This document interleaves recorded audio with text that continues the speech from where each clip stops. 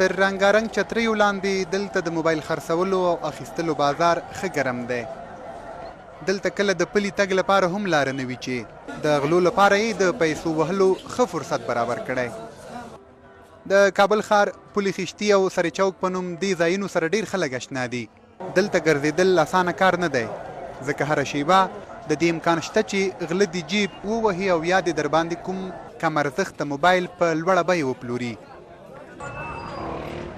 د کابل ښار له ګڼې ګوڼې ډکه سیمه د سر چوک بازار، یو شمېر کابل ښاریان دې بازار ته د غلو بازار هم وایي، خو په دې ځای کې غلا د هر چا د وس کار نه دی. د دې ځای د غلو مهارتونه دومره قوي دي چې د کابل ټول ښاریان ورته حیران دي.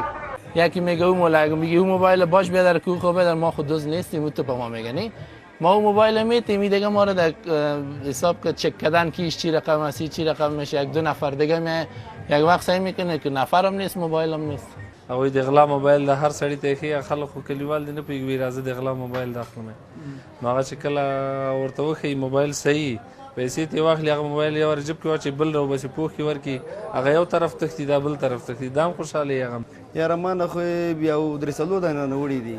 دلته جیبوهونکي غله او دوکبازان خلک په بېلابېلو پلمو تیر باسي. په دې ځای کې تصویر اخیستل هم کوم اسانه کار نه دی. موږ له مخفي کیمرې کار اخلو چې په کوم هنر باندې پر مشتری موبایل پلوري.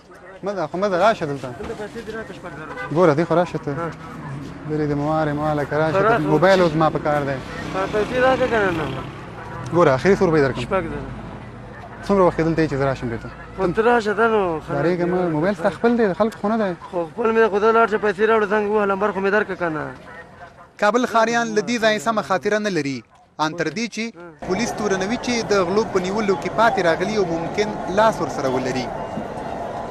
دویم ته به ښه ورته ګوري چې هغه د پولیس ولاړ دی، هلته مثلا د حوزې موټر ولاړ دی، خو هغوی په مخنیوي کې هیڅ قسم اقدام نه کوي. و موږ هم لیدلي اینو یم چې موږ زور ورته نه رسي چې یو نفر ته موږ وایي تعجب وایي. امکان داره که کاروبار ما همون خاطر سقوط کرده باشه مردم این طرف نمیاد. د لومړی امنیتي حوزې مسؤلین وایي په دغه سیمه کې د خلکو له ګڼې ګوڼې سره سره یې په خپل کم تشکیل د غلاو مخه نیولې.